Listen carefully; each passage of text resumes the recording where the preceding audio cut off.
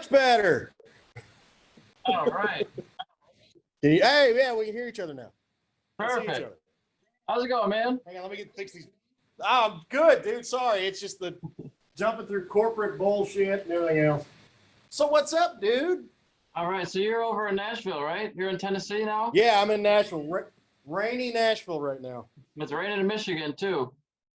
Wait, is it rain or is it snow? That's the question. I think it's actually, it's melting all the snow right now. It's warming up a little bit. It's pretty warm. You know, it's in the 40s right now. I was gonna say, like, what's warm, like, kind of warm to you guys? Because Michigan's gonna be horrible right now. It's just above freezing. Hey, it's about like Talladega was this past weekend, except it was freezing in the mornings. And you just completed your first ever motorcycle race weekend. Is that correct?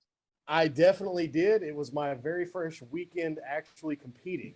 So it was a little kind of nerve-wracking once you get down there, but it was just, you know, it's obviously not my first time being at a racetrack or on a racetrack, but it was very like, oh gosh, what I got to do? What do I got to do?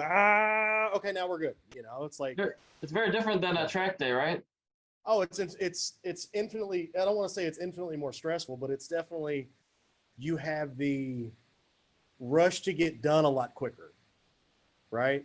So you get to the track, you get everything set up. All right, cool.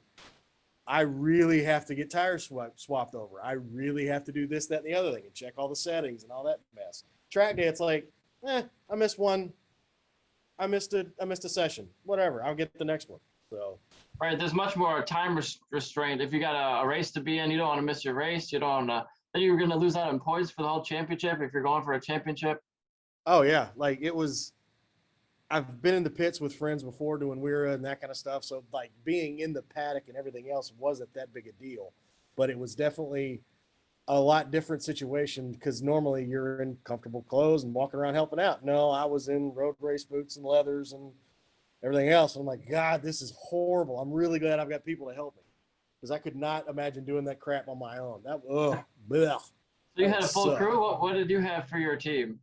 Actually, it was my family and I. We were actually really, really close. So it was mom, dad, my brother, and my niece came down, and like we've all like racetrack. Going to the racetrack is kind of our like deal because I've got a group of friends that if we get everybody together for a track day, we're rolling about 20 to 22 deep.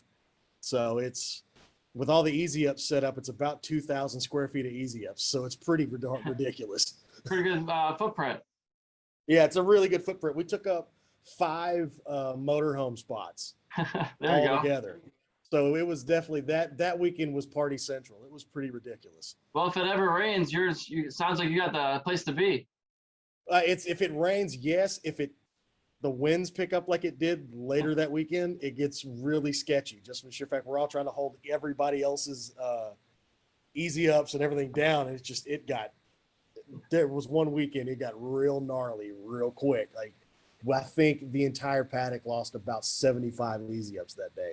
Oh man, yeah, you gotta tie them down with something really heavy, or some people bring those orange 5-gallon buckets and just fill them up with water or cement or something. Oh, they were. It was that gnarly. Yeah, they were tied down. The winds came through and took everything with it. It was ridiculous. Awnings on motorhomes were trashed. There's a certain speed where you can't do much about it. Yeah, it was one of those. It's like, well, you just embrace the suck. It's just not going to be fun. You know? I've ruined a whole bunch of them myself, even with tying them down properly. Like you want to buy the cheapest one possible because they're expensive, and then the cheapest one breaks the first couple of times you have it. It's like, oh crap. Yeah. Luckily, we've gotten to a point now where my dad and another one of my buddies have become pretty good at fixing the broken ones. Yeah. They'll strip the bent ones off, and then they're just like, hey, we've got parts, let's put it together. I'm like, guys, I'm okay. I'll spend $150 and buy another one. No, we can fix it. And I'm like, oh my God. Okay, whatever. Y'all have fun. I want no part of this. It depends how mangled it is, because I have fixed like a couple poles before, but most of the time it's too bad to fix. Oh, the worst one we fixed, it looked like it got folded in half. Yeah. But luckily, it was literally we took 3 and made 1. I was like, Yeah. "What? Okay, fine, whatever. Y'all do it. This is your all's thing. Y'all have a good time." Yeah, So I'm actually in the market of getting a decent one, maybe not aluminum, maybe steel or something, to last a little longer. watch the Extreme Canopies website. Every once in a while, they'll catch one. You'll catch one like they'll have a big sale going. We've Yeah. got, I think, 4 of those, 4 or 5 of those in the group, and like the 10 by 20, it's amazing. I mean, the aluminum one's fine, and it's really heavy duty. And we've got, yeah, I think we've got pretty much got 5 of them together. I mean, they're pricey. They're about $1,000 normal price, but we've had these for 4 or 5, like 4 years now, I think. Oh yeah, pretty And darn sturdy. And I like to get, yeah, a custom canopy on top with my logo and maybe a couple of yeah, brands to sell. yeah, they can do that right from there. So they every once in a while they'll throw it on sale. Just Yeah. watch those. Like they got two, Robert and Travis, 2 of the guys that ride with us. They snagged, I think they got them for half off, like 50% off on like one day. Yeah, So for sure. Black Friday yeah, I'd deal or watch something. that. Yeah, watch the Extreme Canopy website. All right, yeah. And before I forget, this is the EricSwanRacing.com podcast. I believe it's number 89 with Daniel Shoemake. And Hey, I just wanted to talk to you and get your opinion on racing, going from a track day guy to a racer now. yeah. Well, I've talked about it for, oh God, probably 15 years now, actually racing, but life kept getting in the way. So, and then me and my best friend Dallas, we had talked about doing something together, racing wise, for forever, because that's how he and I met. We met through bites and riding and track days and everything else. And he ended up passing away, coming up on 3 years, and it just got to a point where I finally just gritted my teeth and like, look, time waits for no man, especially after all the COVID stuff. It's like, look, we've all been shut up in the house. Like, we're all getting antsy. And it's like, you know what? It's just time to do this. It's time to just pull the trigger and do it. And, being a track day guy for, oh gosh, hang on. Yeah, 15 years now. And it's, you just get to a point where it's like, okay, I need to make a step. I need to go test myself and go from there. So the cards finally fell into place and did my first weekend, and I got 3 podiums out of 4 races. Granted, it's novice. It's novice. It's okay. I'm racing an SV, so I'm racing Miatas. It's okay. It's like, hey, it don't matter what you're on. You're out there racing. Anytime you go from a track day environment to a racing environment, it's always 3-4 times it seems the intensity as far as lap time wise. Yeah. If you're ever even keeping attention or paying attention to your lap times when you do track days, a lot of guys don't even run a lap timer. No, I've never run a lap timer at like an official lap timer at a track day. I've always said, oh, I've got buddies with their phones. It's like, hey, we're gonna do. I was like, hey, put a watch on me on this one. All right, cool. Yeah. And then you get stuck, especially being on an SV. I get stuck with people, yo-yoing. Like you go right up on them on a corner, and they're holding you up to the corners, and then they get to the straightaway, and they're on 1,000. It's like, well, I'll see you in a minute. It's like, sure. All right, fine.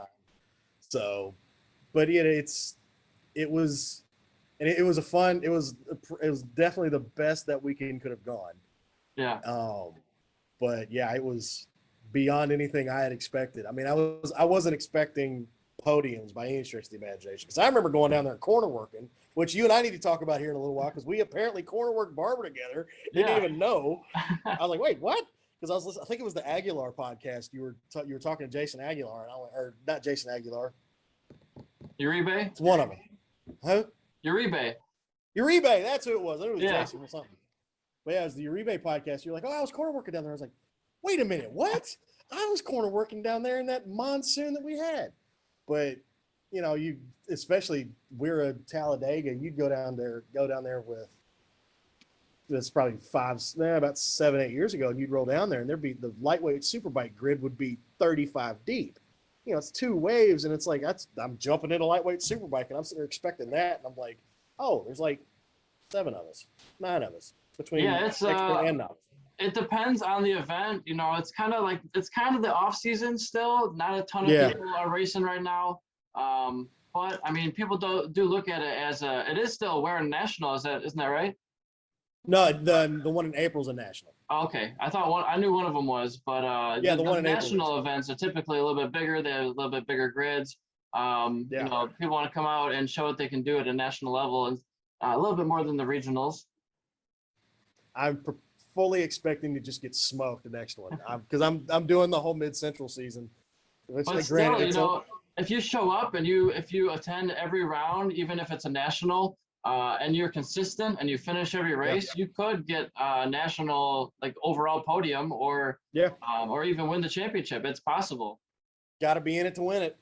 Because there's a lot of people who just do one-off rounds and they're not looking for championships, and that's fine too.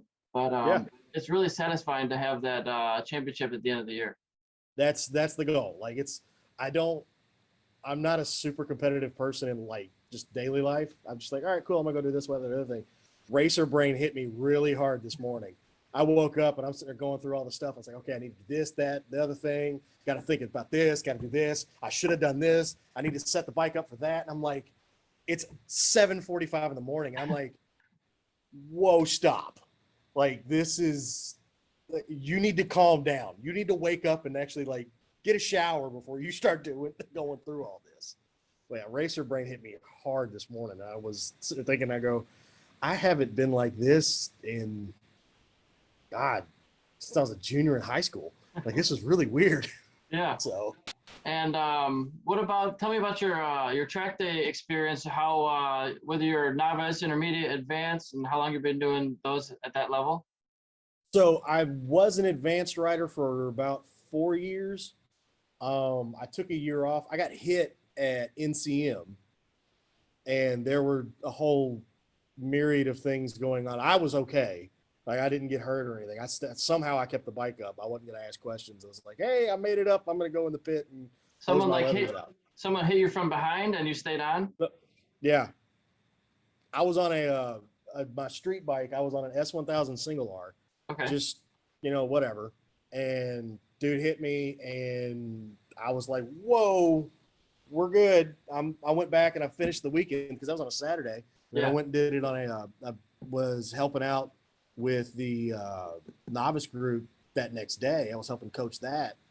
And I'm trying to think of the best way to describe this without. So a lot of drama happened after that crash. And I was like, I'm taking a year off. I'm going to take the rest of this year off. I'm going to corner work. I'm going to do this. And then I came back after that next year and I jumped in there. I was like, look, put me in intermediate and just let me roll and get my feet wet and everything else. And then this past year, I am at the point where I can bump back into advanced, but it's like, I'm racing now. I might do a track day and I'm again on the SV and my local track is NCM. So it's really long. I was like, look, put me in intermediate with an SV. I'll be fine. Just let me go out by myself and I'll just handle it that way. So just get some open track time. Yeah, just open track time. I've been doing track days since 2007, 2006, something like that. So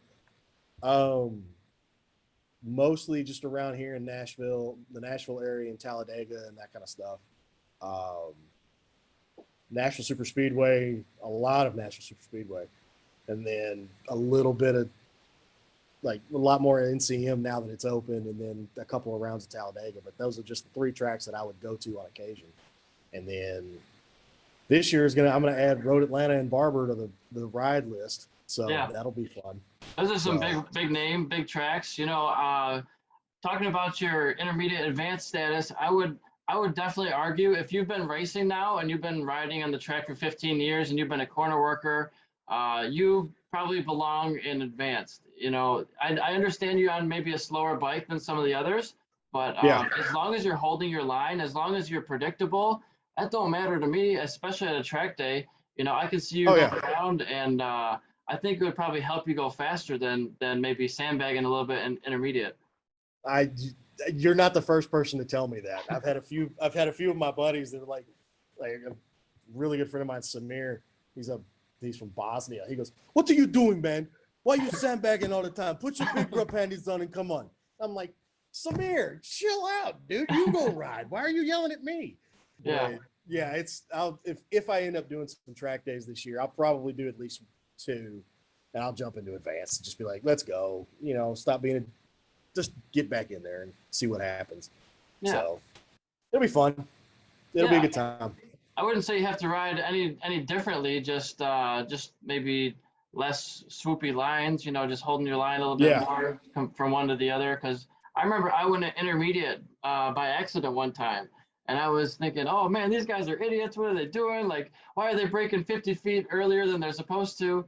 And all this stuff. And I come in, I'm like, oh, and advance is going out now. Oh, that makes a lot more sense, Yeah. Well, there's a reason why we call it Thunderdome in intermediate. Okay. Yeah. So it's such a wide variety of skill levels. There's a one of the track day, like the track day organization I ride with a lot, MTD. They do intermediate 1 and intermediate 2.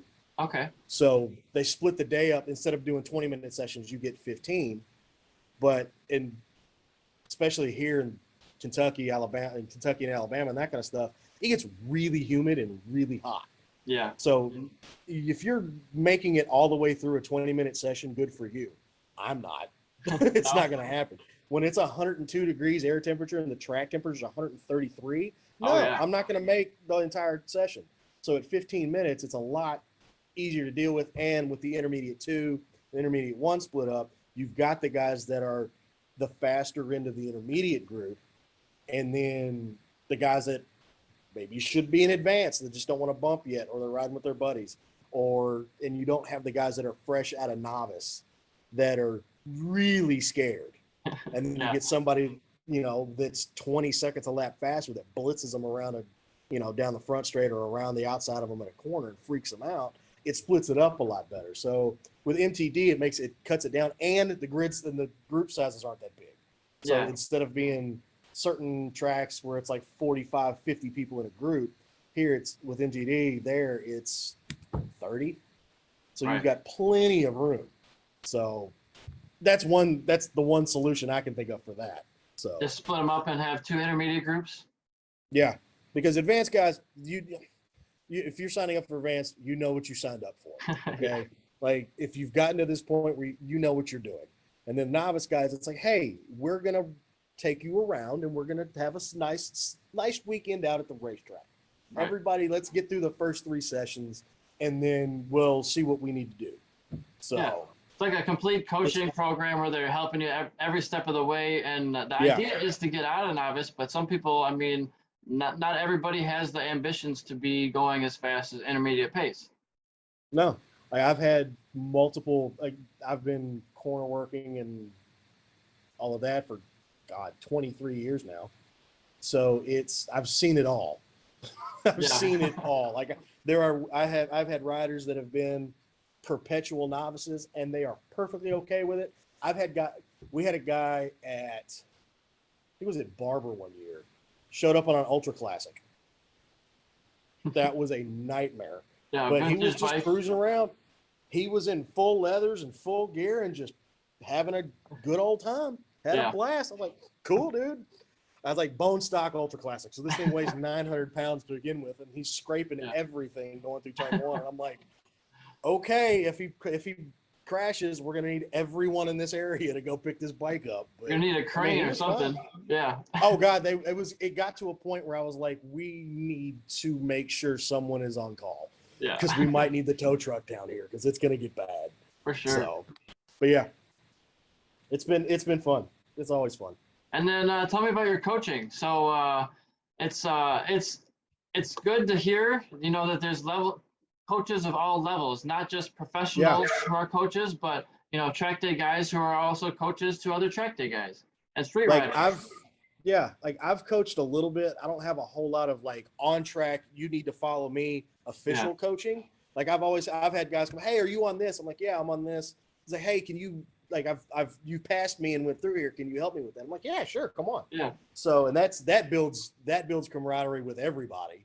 So, and I tell everybody, if you're not comfortable coming up to a coach, which is apparently I obviously don't ever have a problem with it, but it's a very prevalent thing where people are nervous to go talk to the coaches.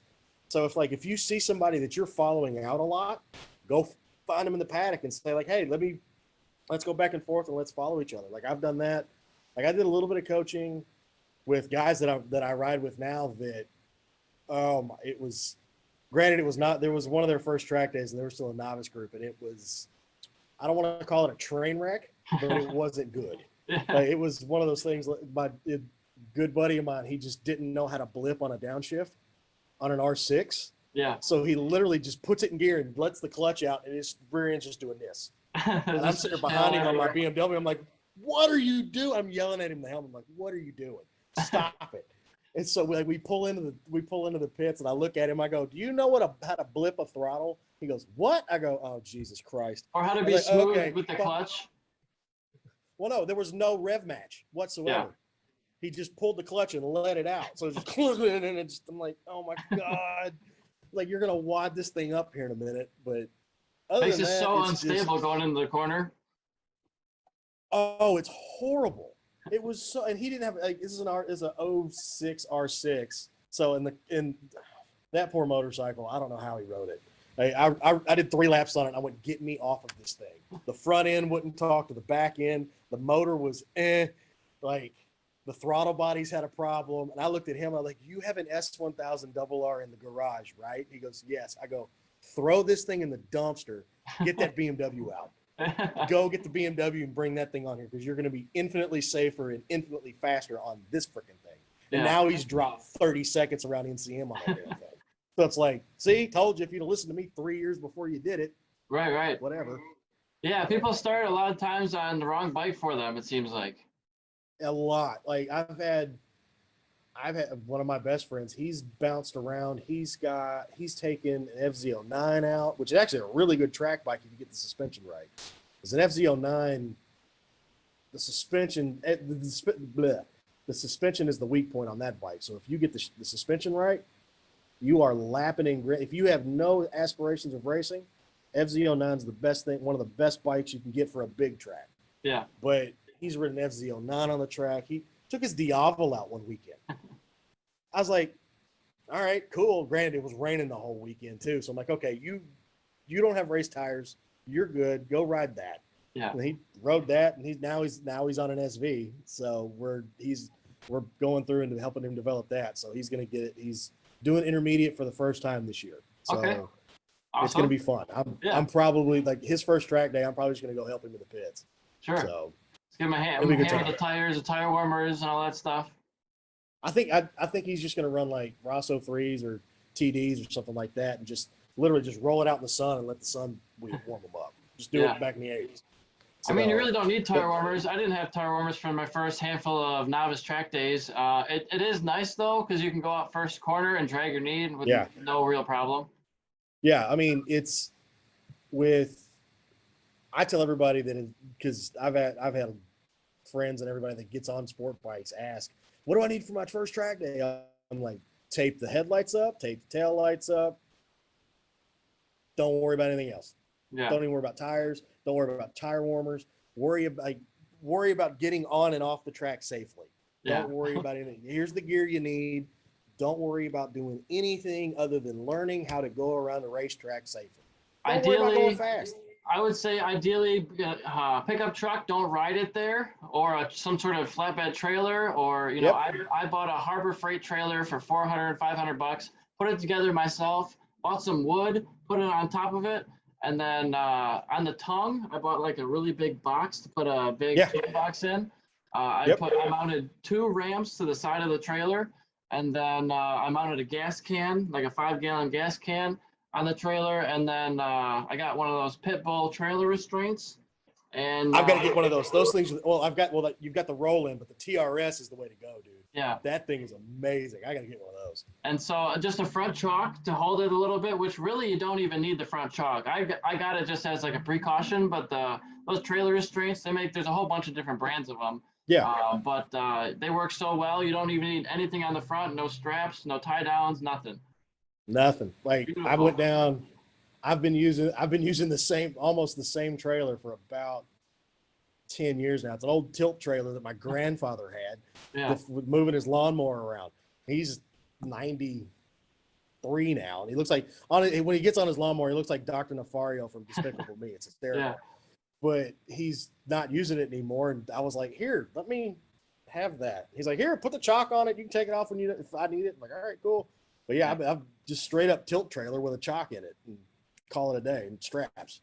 I will say though, I would definitely like to get, and one of my next bigger purchases is hopefully going to be some sort of enclosed trailer, because if you're traveling from Michigan to Alabama, sometimes even with the best gas cap possible, I got water in my gas tank and I was having problems. So I mean, we're talking torrential downpour with a 12-hour drive. You know, it causes issues. And so you leave your house in Michigan and your bike is clean and perfect and you got no bugs on it. And you get to the racetrack and now you got a dirty bike and you didn't even ride it yet. Yeah, it looks like a train wreck when you get down there. Can you weld? Can you weld? I mean, personally? I haven't learned how to, but I'm sure I could figure it out. You can build your own trailer pretty easily. One of the guys that I've been friends with for a long time, I've actually helped sponsoring a little bit with Chris Parrish. Okay, no, well, this was all like a pre-built kit. You just buy it from the store and put it together type of thing for the trailer. Well, no, he literally just bought the material. The steel he was going to use, drew it out on his garage floor. He just found a couple of axles out of a truck. Yeah. And literally welded it up, mounted the axles up, and put the trailer brake system on it or whatever. I don't even know if he's got trailer brakes on it, but he's only got like $2,000 in the thing, and he's got a trailer that you can literally stand up. I've seen him with 2 bikes, all of the spares, spare body work, with a bed in it. Like he built it for like $2,000. So it's like if you are halfway proficient with drawing a blueprint out, you can build your own trailer pretty easy. You just got to get the right materials and stuff. But an enclosed trailer.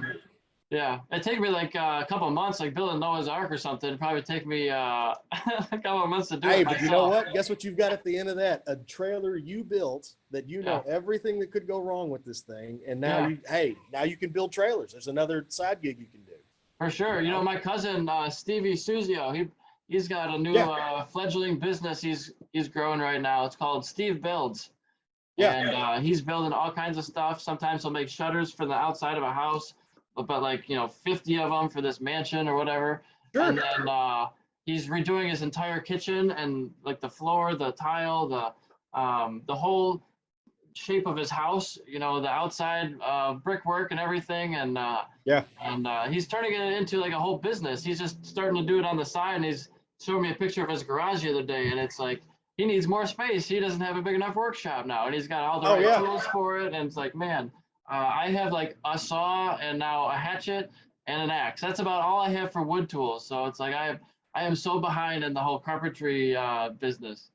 Literally, get him to show you anything. Anytime you get freed up and you can go over there and learn something, literally go learn how to do something with your hands. Granted, that's a big problem just worldwide, obviously, but you'll never lose that skill. You'll never not have it. And you can always, do stuff on the side, whether it's building like a deck or stairs, like parts to a house can always be very valuable. I had a friend of mine was building like benches. He would build these elaborate benches that you could take your shoes off when you get inside the house. Some of them you could open up and put things inside, or use old framed headboards as like the backing of it. You can use all kinds of reclaimed materials and things you found in the side of the trash. Oh yeah. There's like 3 whole cable networks for that, like DIY and TLC and all that mess. So it's like, you can literally, if you can figure out how to make it, you can either you'll never not have it, and you can make money at it on the side if you need a side gig, if you've got the time, But see, then I come in and I instead of just building a tire rack, I just bought one because it was easier just to buy one. Yeah, there are things that And I'm like, well, how much weight is this thing gonna really be able to hold? I don't know if it's gonna break. I guess the last thing I built, my dad and I have like so many boxes over here for all the shipping that I do. I have hundreds, probably thousands of boxes of all different sizes. And I try to group them based on size. So if it's like a 30 by 20 by 10, goes in the 30s and then so on. Yep. And so I had the space to do 2 tiers. So I had one in the bottom that was all really long boxes, and then one on the top was going to be smaller boxes. Well, it was maybe the 10s to 20s sizes, the first dimension anyway. And so we built the shelf, and we had 4 pillars, and but we didn't reinforce it. We're like, oh, this will be fine. And then I'm getting the box down one of these days, and I pull a little too hard, and the whole thing shifts and completely breaks. And like this must have been like 400 pounds on this thing. It was probably rated for like half of that. It was just creaking for a while. I'm like, oh, this isn't gonna work. Well, now you know what not to do. Version 1 did not work, but I never got around to doing version 2. I just put it up on the table next door. Yeah, you'll be all right. You'll figure it out. Sometimes I think the 2-second solutions are better than an elaborate plan. The elaborate plan usually works out if there's a lot of time to put it into that elaborate plan.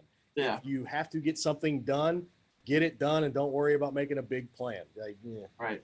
Like, I don't want to invest a lot of money in this. I just want to get it done and move on. And it'd be nice to build something better and to use that space. But ultimately, I had extra space.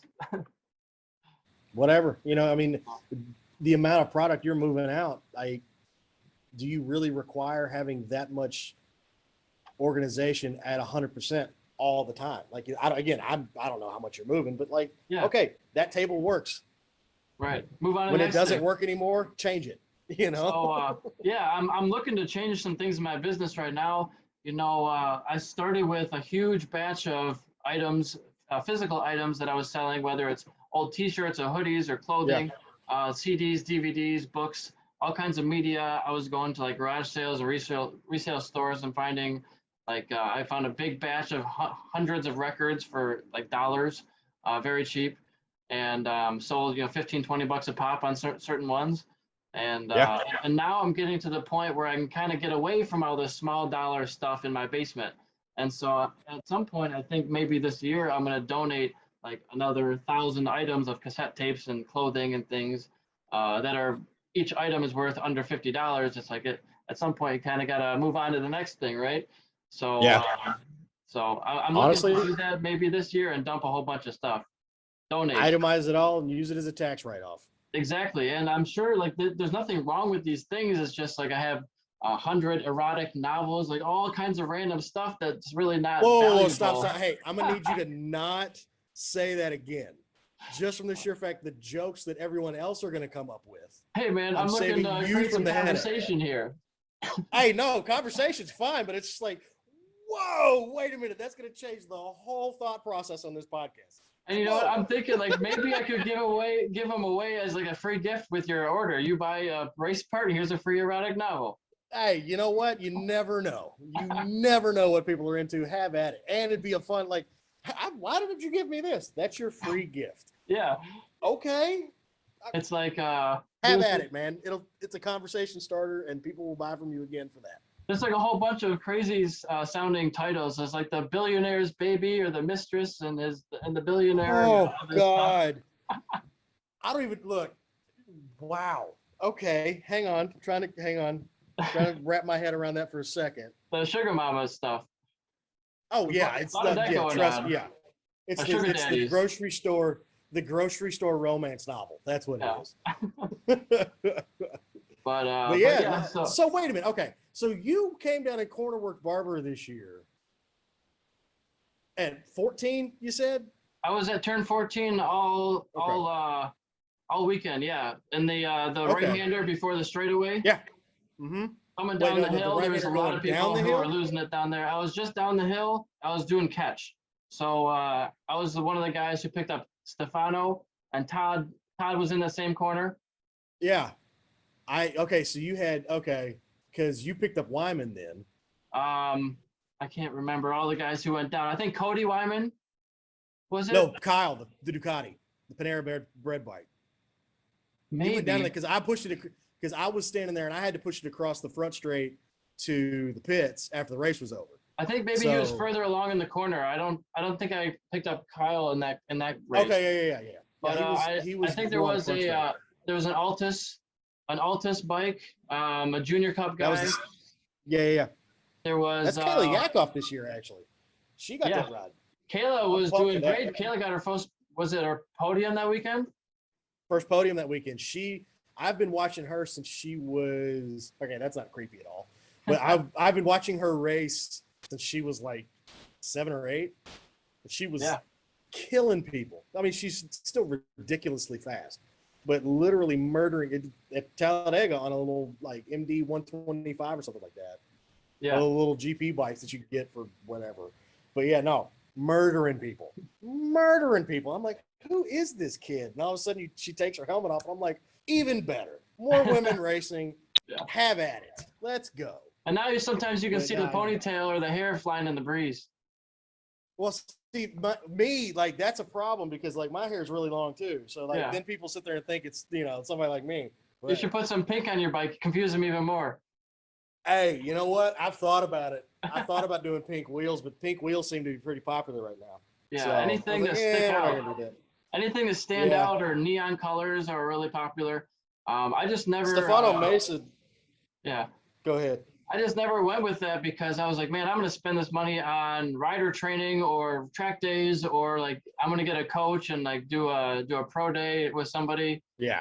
I would love to have my bike look good, but I just want to be fast out there. Yeah. Like the bike that I'm on, my SV now, it's got the bodywork that it came with when the previous owner had it. So it's it was raced by a kid whose dad owned a Harley dealership. So it's orange, white, and black.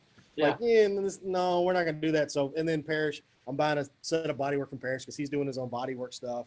I'm going to buy a set of bodywork from him and let him paint it because he does all of the M4 paint. So he paints all the M4 bikes for him. And so I'm like, here, you paint it. Here's the colors. I'm going to have a good looking bike, race bike once in my life. And if I wad it up, all right, whatever, I'll get him to fix it or I'll fix it or whatever. Yeah. So I will have a good looking race bike once, and I'm okay with that. So he does, Chris Parrish, he's got like Ghetto Customs. That's a paint shop. No, it's his own. It's Ghetto. Well, okay. So Ghetto Customs was a team way back in the day. Yeah. Like 2004, 2005. And he was doing all the paint and body work on all the bikes. And he was racing with them and everything. And it was kind of in a ghetto area in Nashville at the time. Now it's all gentrified. Now you can't even afford to breathe in there. But he's like, one of our buddies goes, man, you kind of painting this in the ghetto. And he goes, well, Ghetto Customs, there's the name of the team. And he's literally stuck with that since 2003, 2004 or whatever. But he does, he makes all his own body work for SVs. I was talking to him this weekend. He's working on R7 stuff. He's working on MT07 stuff. I think he's working on all the lightweight twins bikes. So I think he's about to have somebody send him a 660 to work on. I think, don't quote me on that. Get the first Aprilia mold or model for that bike. Yeah, he's got the problem is when he does the molds and everything, the originals don't really look that great afterward because he's got to put all the resin on it and all that mess. But yeah, he's working on the Twins Cup bikes. He developed a ram air system for the 3rd gen SV. Then I told him, I was like, hey, you ever need a 2nd gen that you want to sit there and work on that? Let me know. I'll bring it to you. And he goes, don't threaten me. I was like, I'll bring it. Just let me know when you want it. I'll bring it to you. So he's trying to be like a Hot Bodies or Shark Skins type of company. Kinda. He's doing it all out of his house. He's got he's got a really big paint booth, and he's got a really big shop. And he can work on cars if he needs to, but he doesn't really do car work anymore. But he's doing his own body work. I mean, most of the SV stuff that you see on the Twins Cup grid is his stuff. Like the M4 stuff is Hot Bodies just because they've got a contract with them. But yeah, he's doing all his own, and it crashes really well, you know. So it's not going to break. It's not going to do all that mess. And I'm getting some hopefully later this month, maybe middle of March. I'll get mine done and have my good looking race bike once. Yeah, it sounds like a cool process to make that carbon fiber or those plastic bodyworks. It's fiberglass. He worked with M4 on kind of helping set some of the carbon that they've got, but it's a neat process. I've been over there and watched him do it. So it's pretty neat. it makes me think once he gets done with the whole pro level stuff, it's like I've got an SV sitting at the house that I'm not using. You want to do some fun like street stuff with it, Yeah. make some cool stuff for the street. So we'll see. It just seems like it's a cool process, but maybe hard to manufacture and in mass volume, like to do the production molding and all that stuff, and like the quality control and all that stuff. Everything that is done, he does it. Yeah. Like literally, he pours the molds. He does everything. So it's like quality control and everything else. That's him. Yeah. Like working the molds. That's him. Designing the bodywork. That's him. Figuring out how all the mounts up and what he needs to do with the mounting brackets and everything else. He does it all. Yeah. Like all the mounting brackets, because the mounting brackets have to change from a second gen to a third gen. So Right. everything's different. So it's just like, all of that stuff is really, really time consuming.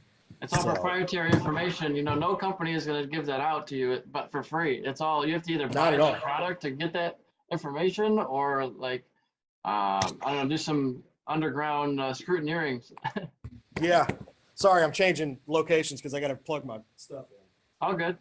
Losing battery life. Yeah, well, the plug that I had it plugged in is not working for some reason, and now it is. So that's cool. But yeah, no, I know, right? It's amazing. I work for a healthcare technology company, and the plug that they have doesn't work. Whatever. Some IT support. Data infrastructure. Nice. So all of the storage and all that stuff. So yeah, I've been doing that. I was in bike shops and bike dealerships and car dealerships for 15 years, and I got out of that finally. Yeah. So, but yeah, now I'm doing this and I'm loving it. Good. But yeah, and it helps me afford to race. Heck yeah. Whatever helps pay the bills. It helps out. Yeah, it definitely helps. And but yeah, so how often have you corner worked? So last year I did 8 events. This year I've already done 2, and I'll be going down, maybe doing another 30 or so this year. I don't know how many, but good. Hey, doing a lot more. That's strong. And so I did Daytona Arma already for like January 1st, and then this coming weekend is IndyCar at St. Pete Beach. So I'll be going down there. That's fun. Have you not worked an IndyCar race yet? This will be my first car event doing at all. So my first open wheel one, and I'll be doing the IndyCar event down there. So that'll be an eye-opening street circuit, my first street circuit. It's fun. IndyCar's a good time. Like I've worked IndyCar at Barber a few times. I'm going to go down and work it this year. IndyCar is always a good time. Just keep your head on a swivel because cars don't crash right. Yeah. because you've got IndyCar, you're probably going to have the GT cars down there. And those, if especially at St. Pete, if somebody gets into somebody else, it's a train wreck. Yeah. So just keep your head on a swivel because again, cars don't crash right. Yeah. But IndyCar is a blast. IndyCar is a really, really good time. And especially down at St. Pete, there's no telling who's going to show up down there. Right. So yeah, I'm pretty excited. IndyCar's a good time. I'll be doing the IndyCar at St. Pete, and then hopefully also the Detroit version or the Detroit GP at Belle Isle because I live in Michigan and Detroit area. So like, why not? I could be at a bunch of different events, but like I gotta pick the ones that I want to go to. And so earlier this I guess it's still February. Earlier this month, I went down to Homestead Miami Speedway for CCS. That's a fun one. It was actually a pretty low attended event. There weren't a whole lot of people there, but I guess there's a new organization that's really taken on CCS, and a lot of the CCS guys don't like it. But it sounds like this new organization is paying racers winnings and stuff like that, whereas CCS is not so much. Is that Pan American Superbike Cup? I think it's something like that, or FMRAA Florida. Florida Motorcycle Road Racers Association. Yeah. It used to be Pan American, I think. They've been around for a little bit, yeah. So they're really taking a lot of the racers over, and it's just a new organization. I'm not biased. I've worked for I think 8 organizations now, so it's just interesting to see all the different drama that's going on. Like I'm just here working it. Like I'm not a part of it. Oh yeah, no, having corner work for as long as I have, I've seen the drama come and go, and I've seen companies come and go, and I've seen company owners and all of that mess go by the wayside. And it's just, there's the companies that are run properly stick around, and the Yeah. companies that don't. And like you So see, like vote. I love this saying, vote with your wallet. And they're obviously voting with their wallet. When they had 800 entries the weekend before, and we had like tenth of that, not even. that's strong. Like, I'm just throwing That's out really random good. numbers. Those are not accurate, but Still, I'm if just it's saying. even close, if it's even like 500 entries for a club race, and granted it's Florida, so you can race almost year round. Yeah. But in general, because I was looking at moving down to Miami for a little while, there within the Miami area, there's 3 racetracks within an hour and a half. Right. Yeah. So you've got PBIR, you've got Sebring, but that's you couldn't pay me to race a motorcycle on that track. It's That just for track, cars. yeah, that's just for cars. But again, like even for cars, you need a trophy truck to race that thing. You've got Jennings, which is like might be northern Florida. It's like two and a half. Man, it might be a little bit longer than that, but still. And you've got Homestead, and Homestead's amazing, even though it's kind of nobody really uses it anymore, but it's a fun track. But yeah, in that area, there's a lot of racetracks that you can go down to, and you can train all year. Like I've got a friend of mine, Gabriel. He lives down there racing. Actually, no, Gabriel Silva. Good as a friend of mine. He lives down there in Miami, and he's training all the time. And that kid, I'm telling everybody, if you guys need somebody to watch for, that's the kid that's going to be coming through. That kid is ridiculously fast, and he's an absolute sweetheart of a kid until you put him on a motorcycle. And he just got his first podium down at Barber in the rain, right? Got his first win. Yeah, that's right. He got his first win above Sean Denton Kelly, who's going to Moto 2. Yep. I was the corner worker that ran out and gave him a hug. That was me. So, and I've known Gabe for a couple of years. I met him at a track day. One of his sponsors was having a track day at NCM, and he came up. And the funniest thing was, because having worked pit out and having worked races and everything for as long as I have, you can kind of spot when somebody's a racer when they leave pit lane. Yeah. Because like most of the time, the advanced guys, they just kind of cruise out, but they stay away from each other. Gabriel just kind of went through the middle of everybody with like 4 or 5 inches of clearance on each side. And I was like, wait a minute, okay, cool, whatever. And then I'm not paying attention because I'm trying to get people out, cycling people out. And all of a sudden I hear something. And just like, what in God's name is that? And it's just this R6 that is literally at the top of the rev range. And I'm like, that doesn't happen very often. And I turned around and I didn't. And I missed it because I was having to talk to an instructor or something. And he came past, just shoom. I was like, whoa. I looked at because my mom, corner works too, and she's working turn. She's the flag at turn 1. And I go, what was that? And she goes, that was somebody really skinny on an R6. And I was like, okay, I'll watch it. And I was like, what number? She told me his number. I was like, I'll watch for him next time. He came through and I was like, oh my God. He reminded me of watching Josh Herron and Jake Lewis back when they were 14 and 15. Yeah. He's not fooling around. He is not playing. He literally just, he's like, everybody's running into budget issues, but he's got the talent. He is insanely fast. Yeah. He's so fast. He first time being at NCM broke the 600 track record on 100 lap old tires. That's pretty on a stock motored R6. Like the suspension's built and tuned and all that mess, but stock motored R6 that thing was. I'm not gonna say it was on his last legs, but it was not it wasn't a fresh motor. Yeah. And now, what are your thoughts on the new rules package coming into 2022 with the 600 class? I see both sides of the argument. Whereas on one hand, you've got the racers who have been building 600s for however long they've got, and they've gotten a lot of shelf life out of an R6, or especially the G6 R600. They haven't changed that bike since 2012. So it's like, okay, I get it. I understand the pullback. But I'm not saying the 600 class is dead, but no one's buying 600s because sport bikes themselves for the street and for the general consumer have become too good. That's why the adventure bike market's so crazy now, because you're comfortable and you can get 85% of what a sport bike can do on a high-level adventure bike on a multi-strata. Like how many years did the multi-strata win Pikes Peak? Right. You know, so you need to open the class up to these bikes that keep pushing the envelope of what can be called a super sport.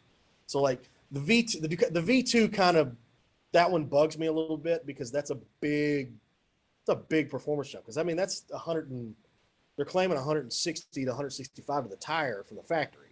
Like that's a lot. Yeah, that's a big jump. That's like 35 horsepower jump. That's how much my BMW S1000Rs got. You know, that's a big chunk. And I mean, yeah, you've opened up to where an R, like a 600, you can build out however much you want. You can put however much, what cams, head gasket, all that mess. And then they just homologated the 750. The GSXR 750 just got homologated. I mean, that opens the class up, but and again, I get the racer side of it because I've been, building 600s. That's like, I've been racing this 600 for 5 years now and it's still good. But do you want spec racing where it's like, you used to be able to ride a dirt bike on the street. They stopped doing that. Yeah. But people are still buying dirt bikes. So R6s, you can't buy a new one for the street. It's all the racing homologated stuff. So I'm excited to see what it does. I'm really excited to see what World Supersport does with it because that class kind of died off in the last 10 years. Well, no more PJ out there. Nobody wants to watch it anymore. Well, not even that. Just the bikes. Like personally, the bikes have gotten stale, and apparently, PJ might be back here this coming year. Oh yeah, well he's. I know he's coaching some guys. I don't know. I'd love to see him back on a bike riding and racing. Alpha One just unveiled. They've got 3 bikes, 3 BMW Super Stock Thousands here. Okay. That literally just hit the shop. Yeah. Like they've got the Moto America posted it. They've got a video of all 3 M1000Rs, double Rs, standing up in the crate, ready to go. They only got a couple of weeks. Yeah, they've only got a couple of weeks. But I'm sitting there thinking, I'm going, who are they going to put on it? Because I know they've got some Polish kid coming. Who's the other 2? Is Bobby Fong going to have a ride? Are they going to put him on it? I hope they've budgeted for body work. I like Bobby, but I know your body work guy, dude. Like, I know him. So, but it's going to be fun because I would like to see PJ on that bike because PJ was amazing on that Ducati, and it's just an Italian gas cap broke. Yeah, how about PJ Jacobson, James Rispoli, JD Beach? JD's doing flat track. JD's probably really happy doing flat track, and he's that. Then from my understanding, they opened the rules up a little bit more for the MT-07 to be a lot more competitive. And heck, I think KTM's running a bike in the big boy class this year. I think I saw James Rispoli's over switching to KTM. Sounds like he's got something he's going to announce soon then. So we'll see. But going back to the Supersport question, like, I think that's going to breathe new life into the sport over time because it's bringing, love him or hate him, it's bringing Josh Herron back to the forefront, and he's the best thing we can have for publicity. Yeah. For the championship, for the whole thing. Just because of just the shenanigans that he gets up to on YouTube. For sure. And he's got a huge following. He's got a really big following, and I hate it just in the sheer fact. I hate it the fact that not that it's him, but that he's the only one. You don't think there's anybody else as big as Josh? Who? I mean, what about Jake Lewis? What about no, hang on. I'm not saying as good. I'm saying as big on YouTube. Jake doesn't have a channel, and I love Jake. I've known Jake since he was 14. Like Jake, Hayden Gillum. Hayden Gillum's coming back. I'm stoked about that. Maybe Kyle Wyman, Hannah Lopa. Well, okay, sure, but it's not out there. And Kyle's not even racing super stock or superbike. He's on. He's going to Harley's. He's going to defend his title. And that's all he's doing. And that class, as much as I make fun of that class, that's been amazing for the championship just because it brings all of the eyes to that. Now, if we could translate those eyes that are watching baggers over to watching Superbike, Super Sport, Twins Cup, and everything else, that's the question. Like I was part of a conversation on Facebook when up in Wisconsin when they did the Road America race. The CEO of Ford was there. Everybody's freaking out. Oh, the CEO of Ford's there. This, that, and that. I'm like, guys, he's on the board of directors for Harley. Yeah, that's why he's there. Like, he's not there to sit there and try and get us Ford Ford sponsorship to Moto America. He's there trying to make the baggers class bigger. I mean, he's protecting his bottom dollar. Sure. So, like, and the crazy thing at Road America, the baggers were going faster than Twins Cup. That's wild. So, well, I mean, they got the big engine, but there's 700 pounds. Yeah, they're about 600. Taylor Knapp was down testing his because he's coming to the championship. He was testing the bagger he's racing at Talladega on the Friday. Yeah. And that dude he never not knew how to ride, but he was flying, and it was freezing cold. Like, it was, I think the high topped out at 48 degrees on that Friday, and he was flying, and you could hear that bike coming. I mean, it's the loudest thing on the track, and he's killing it. So it's like, the baggers class is fun. I do kind of make fun of it on occasion. It's kind of like watching Shaq shoot free throws, but it's fun to watch. It is definitely fun to watch. I think they should introduce as many different kinds of bikes, classes, racing. Maybe not always on a Moto America weekend, but just bring everything. Like, bring some baggers, bring some adventure bikes with 3 tires, bring some supermoto motards. Like, just have everything out there. They're doing that Super Hooligans thing at Laguna again. I think they're doing a 3-round championship for that. I've wanted a naked bike class for forever. Or scooter racing. That's huge in other countries. No. You don't want scooter racing. We did a 1-lap Zuma race at GNF's one year at Road Atlanta, and it took 8 minutes. I was like, where's everybody at? It was horrible. It depends on the layout. Well, yeah, but I've got an Italian friend that he raced Vespas, and he's like, and he ended up graduating up to Italian Superbike, and he's like, I made more money racing Vespas than I did Superbike. I'm like, okay, but I've advocated and I've wanted a naked bike class for years. Like, run Super Stock 1000 as a naked bike class, because that opens up. You've got another opportunity for Triumph to come in. You've got another opportunity for Aprilia to come in. BMW, Ducati, pick your Ducati that's naked. Right, we'll let you run a multi-strada if you want. And it gives an MT10. There's an R1 there. Honda, we'll figure it out. And then Suzuki's got the Katana, and then Kawai's got the Z1000. Maybe even MV Augusta in there somewhere. Oh yeah, the 10 Brutale, is it? Brutale. Yeah, the Brutale. I think it's a 1200 or whatever. Put a weight penalty on something and go from there. Yeah. Like I've really wanted naked bike racing for a long time. Yeah. And it's just okay, whatever, it's fine. But it is what it is. So. And what do you think about the state of endurance racing in our country, of motorcycle endurance racing? It's as strong as it's been. My biggest issue is it's really hard to find and to get to. Like, because Wera's got, like, the Wera and N2 championship, I don't know, I think there's like 5 or 6 rounds this year. Like, the payout's amazing. Like, Chris Parrish and his team won an R7 this year, winning the championship. Yeah. And they won it in the last 45 minutes of the race. So pretty close the whole time. It was close. They missed a round or something like that. And then something happened.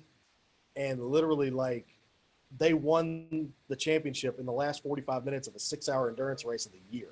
So, like, I adore endurance racing. Like, one of my bucket lists is to go see the Suzuka 8 Hours. Yeah. So I adore it. It's corner working it. I'm telling you right now, having corner work endurance racing, it's horrible. Yeah, it goes on forever. Oh, it doesn't stop. You look at your watch and like, God, they only started an hour ago and I've got 5 hours left. But it's really fun because the stuff that you get that you run into for an endurance race, everybody's a lot more relaxed in the middle of it. Yeah. So I don't want to say you see some shenanigans, but you see some jokes being had. So, like, smacking people on the back of the head on the way past them when you're on a you're on a 1000 and they're on an SV, and somebody gets smacked in the back of the head on a back straight road Atlanta. Yeah. I'm not saying how I know that. Right. I'm just saying that I know that it happened. You know, I've worked a couple endurance races so far. It's only 2-hour team challenges for CCS so far. And it's kind of funny on the radio. People get a little chatty and they start like, how many laps have we got? Like they try to keep asking, like, it's only been 3 laps since you asked it last, like, calm down. It's like, can we cut the chatter a little bit, please? Yeah. Like, it's okay. We'll have a conversation, but let's keep it a little bit clearer.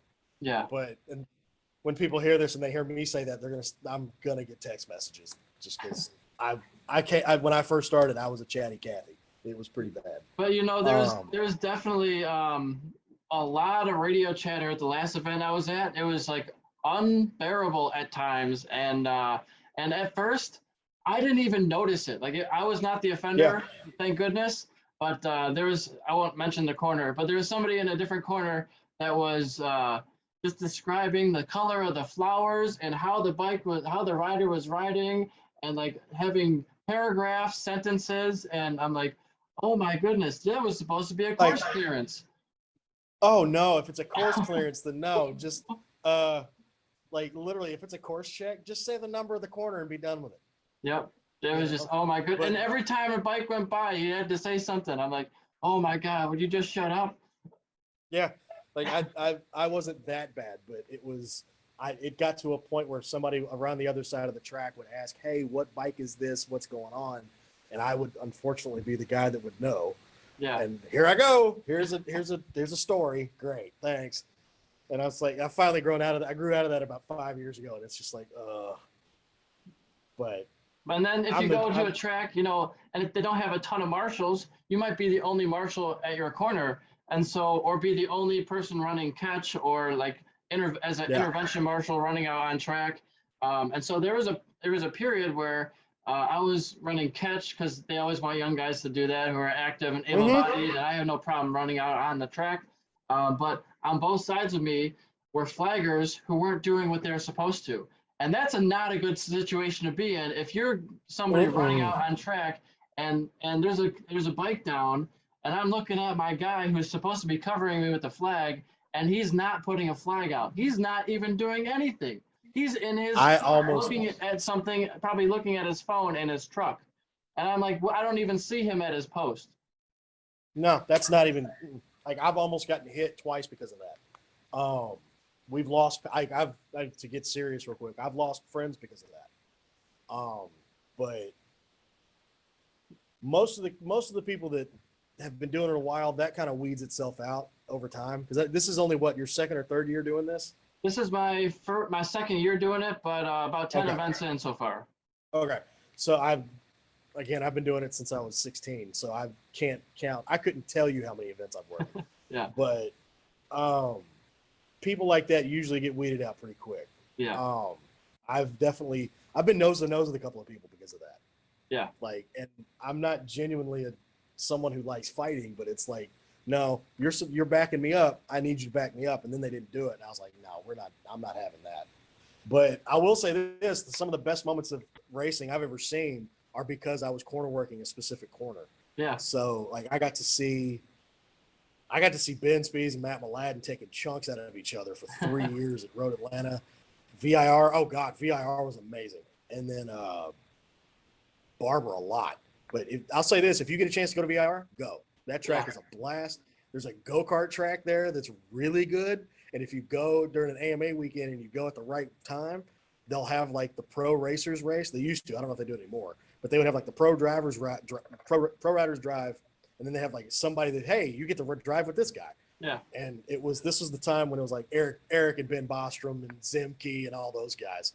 So pretty much Eric and Ben they were like, oh wait, we're just gonna cut through half of the course and jump and like take everybody out. It was, I mean, it's carnage because most of those guys at the time were buddies, but it's so much fun.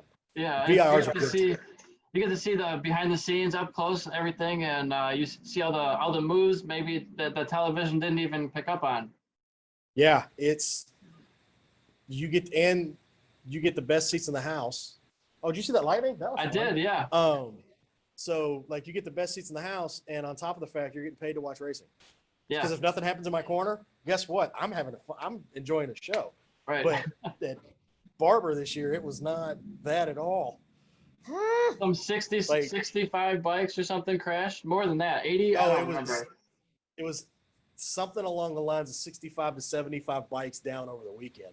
Yeah. Like Skulls, like that Skulls crash that lasted for an hour. That I was waving the flag because I'm sitting there, I'm watching everything. At the time, he was miles away from everybody, and all of a sudden, because the crowd is directly across from me, and I hear him go, "No!" And I'm like, "What happened?" I'm looking around, and here come, and I'm like, because if you remember 6, it's kind of down the hill. He came up over the hill, holding on to the clutch lever, and I'm like, "Oh no!" And I'm start waving a flag, and I'm like, I'm calling it in. And he just slid all the way down that hill. I was like, that's a 1,500-foot crash. And when he got the bike up on his own, I was just like, all right, cool. I'm like, all right, what are we doing? What are we doing? And the bike wouldn't go into gear, so he just stomped it. It sounded like he broke something in the trans when he did it, but he took off. I was like, all right. Just bang it into gear, call it a day. Hey, he's not paying for that transmission. He doesn't care. But he just he ended up literally looking like he had to curb stomp that gear shifter just to get that thing into gear. I've crashed a couple times. We thought the chain was off. I've crashed a couple times in the rain before, and it feels like you're sliding that far. Like it looked like I slid about as far as he did, but there's no video footage to confirm. Yeah, well, that one, and then it's not Jackson Blackman. It's who was the kid on that Pure Attitude racing? Was it Teague? Red bike number 16. I can't remember now. Maybe Teague. But he crashed going chasing down Jackson Blackman, touched the front, and he sped up. And Jackson almost hit him. Oh, he split him. He went on one side of the bike, and the bike went on the other side of him, and as the other guy was braking, Yeah.